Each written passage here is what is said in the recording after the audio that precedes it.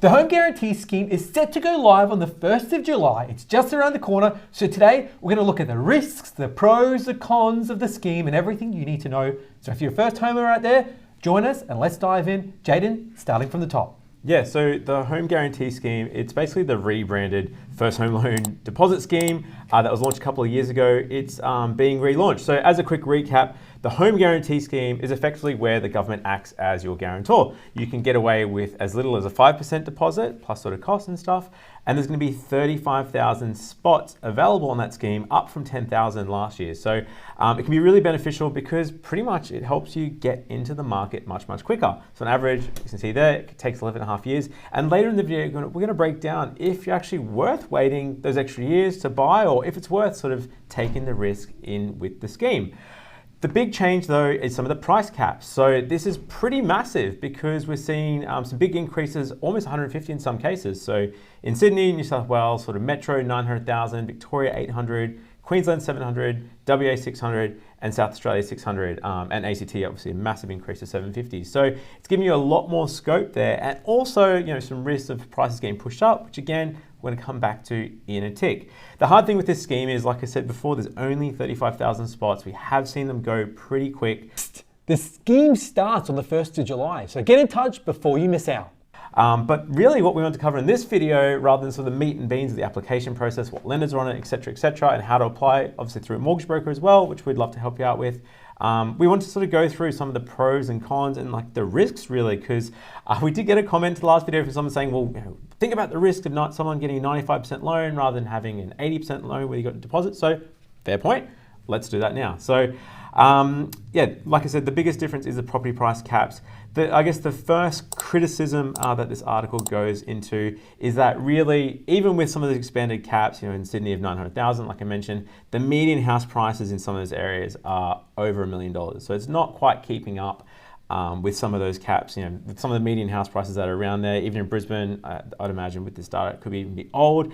Buying a house for under 700,000 these days isn't super easy. So, that's one thing that can be frustrating. And what we've seen from previous schemes is that because you're putting an extra 35,000 buyers potentially in the price caps that are currently there, 900, 800, it will create more competition. It'll potentially put prices of properties that would have otherwise sold for, under sort of 700,000, say in the case of Brisbane, or say 600,000, it'll push them up to that $700,000 cap, create more competition and sort of inflate the market there. So definitely a risk. I guess all you can do is sort of stick to your budget, look at what it's worth, look at some of the comparable sales. At the end of the day, the bank's going to value the property and do that. And I think adding to that point there, Jaden, what we have seen in some of the suburbs, Sydney, Melbourne in particular, is a bit of a cooling off of the marketplace. So what we might find is that fear of missing out is no longer such a big thing. So there might be less competition in those areas. So it might actually even out because less buyers, less demand means potentially more supply, in turn reducing that competition that we've previously seen. So the next point, I guess a pro is that you're going to save on rent. A con is with rising interest rates, you're going to pay more interest. Interestingly, based on Eliza Owen's research, who works for CoreLogic RP Data, they said that this scheme can actually save the typical time from a deposit from 8.8 years to 2.3 years and avoid paying lenders' mortgage insurance. So potentially it's going to, in this example that she uses, it would cut 6.5 years of you being in the rental market, which at current weekly rental values in median dwellings in Australia would equate to 160,000. Add to that, you're going to save $30,000 on lenders' mortgage insurance. So it's obviously a pretty appealing part of the scheme because you're avoiding lenders' mortgage insurance, you're getting in there with a lower deposit. Nathan, you've got a bit of a breakdown there on how the deposit works and even how the lenders' mortgage insurance works. Definitely. So having a look here at the table, I've got two examples. One for a couple that might be considering buying in Queensland for $500,000. Another one for someone in New South Wales looking around that $900,000 mark. So let's have a look at the first one with First Home Loan Deposit Scheme, or the Home Guarantee Scheme as it's now called, at $500,000 in Queensland. As a first homeowner, you'll automatically see you get stamp duty waived, and your minimum deposit you're required if you're putting down a 5% deposit is only $26,000. Now, that's a huge reduction if you are a first homeowner in Queensland. Previously, you needed to get to about $40,000, so only needing about that $26,000, including all government costs, is a huge reduction. Now, once again, with this scheme spot, going back to the numbers there, as Jaden talked about, depending on the area, there are price cap limits. I like to think of this scheme as a stepping stone. So it might not be getting your dream forever home, but it's going to get you in areas that might be a little bit more affordable and a good starting point to getting in the marketplace. Likewise with Sydney, if you're buying with a minimal deposit, so for example on a $900,000 purchase, you're putting down a 5% deposit, you will have stamp duty because you are over the cap. So there's about 35 grand in stamp duty and other government costs. So the deposit requirements are a little bit higher at that $81,000. But once again, previously, if you weren't under the scheme, the minimum sort of deposit you needed was about that 91.2% mark. So the deposit requirements, as we can see here, another 35 grand. Plus there would be lender's mortgage insurance that's applicable. So in this same example, the mortgage insurance that you'd otherwise be paying with the bank, you're going to be looking at 26 grand to 27 grand depending on the lender. Now that's added on the loan, and interest is actually calculated on that figure there. So typically for every dollar you borrow, if you're paying it over 30 years, you typically pay 2 in total back. So it's something to keep in mind there as well. We have a mortgage insurance calculator on our website. We'll include a link below to get a sense of potentially what it's going to cost. But like I said, in that last video, we did get a bit of criticism on people saying, potentially, what if I had a 20% deposit? Obviously, if you're borrowing 95%, you're taking out a bigger loan because you're putting in a lower deposit. So the consequence is potentially your repayment's going to be higher. So if you're buying that same home Nathan was talking about for $500,000 in Queensland, if you had a 20% deposit, your monthly repayments would be $1,686 based on kind of where stuff's at the moment. If you're doing that 5% deposit, your repayments are going to go up by almost $400 a month to $2,002. So it's a real consideration you need to think about and say, well, what would I be paying if I was renting the same house? Like, can I afford this much? Can I afford it if the repayment's going to go up to say 4%, if they're going to go to 5%? And I guess do a bit of planning around that to make sure you're not going to get sort of caught out. Now, the other thing that we've seen, which has been interesting information from Michael Matuzik recently, is the fact that there has been a bit more pressure on renters with rates going up, and as a result, investors passing on that increased cost onto their tenants. As we can see here, once again in this example we covered the other day, we've got 3 different demographics. We've got owners, mortgagors, and renters. And this talks about the percentage of gross household income going towards the mortgage or rent. And as we can see here, there is a fairly high percentage between 25% up to 50% of household income going towards rent for a lot of renters. So once again, there is a flip side to that. Having a roof over your head gives you stability and gives you that ability to sort of budget and knuckle down if anything changes, where you don't have quite that as in the rental space. Yeah, so it's worth even reviewing, I guess, your current situation, factoring in potentially that in some cases, in some areas, rental prices are going to increase and continue to increase this year.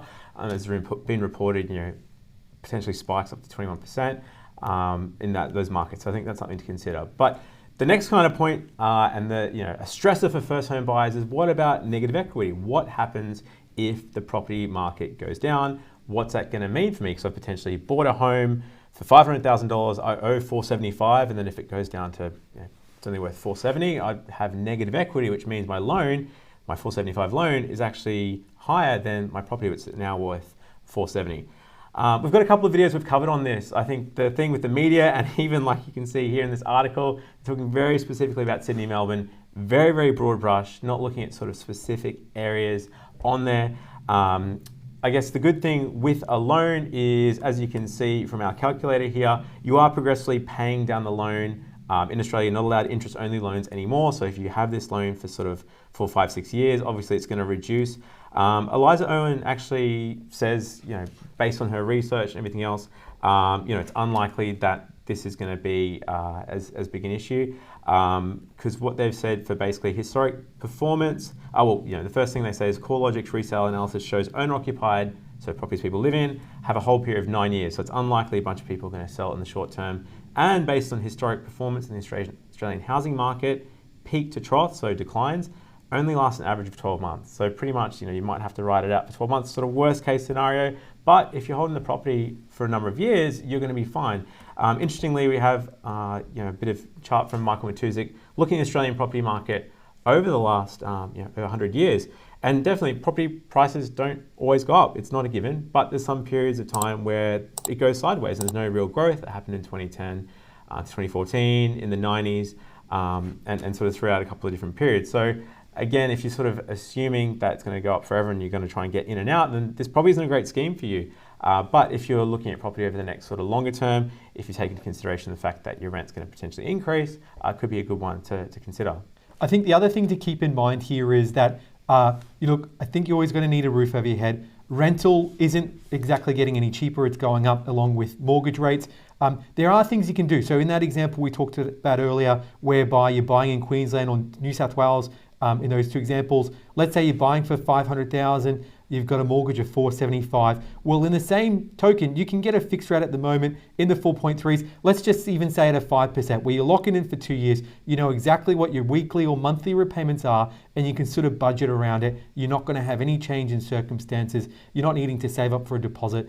So from that front, you sort of get a bit of an idea. Same thing in the New South Wales example, whereby you fix it in for a couple of years. You know exactly what you're up for, and you can sort of get that stability in repayment. So that's one thing to think about. The other thing to think about here is with deposits. If you've got a 20% deposit, well, then this isn't something that really you can apply for. But if you think about you've got 5%, 10% deposit, how much more savings time period it's going to take to get to that 20% mark, and the mortgage insurance that you wouldn't otherwise pay, plus that your rent that you're paying, which is actually dead money. So there's all things to consider.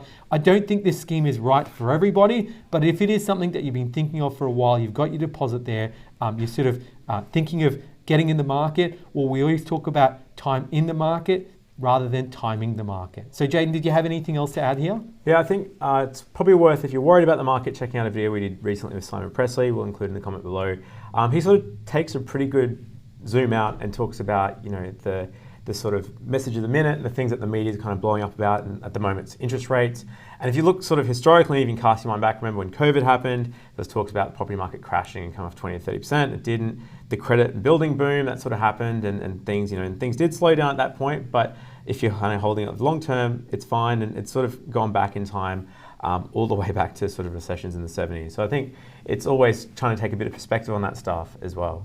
Yeah, look, I think that's definitely something to keep in mind. Having that long-term view. I guess no one's got the crystal ball, remembering when COVID first happened and all the industry experts were saying the market was going to crash. That didn't happen. Yes, rates are going up. We might see some slowing in growth. Typically what we've seen in the past, Sydney and Melbourne were the two areas that were growing outrageously. Back in 2017-18, we had APRA come in and put investor cap limits, which actually limited the amount of investors that could get into the market, where the banks couldn't write more than 10% of their loans as investors. That actually had an impact on Brisbane, Adelaide, Perth, which our markets weren't growing by double-digit growth back then. So now we're seeing the media latch onto the stories of Sydney and Melbourne going backwards. But we've got quiet performance, Sydney, Perth, sorry, not Sydney, Adelaide, Perth, Brisbane.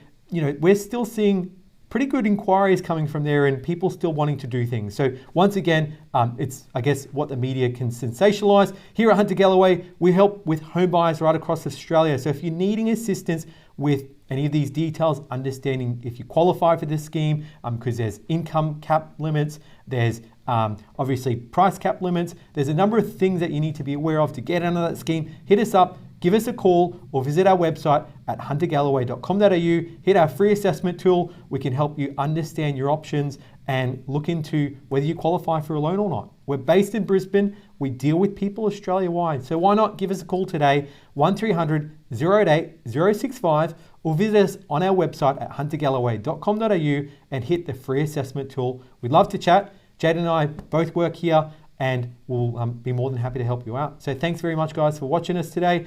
And if you have any questions, leave a comment below. We'd also love to get your thoughts on what video we should do next. So if you've got any suggestions, leave a comment below. I read everyone, respond to them. So it'd be great to hear what you'd like us to talk about next.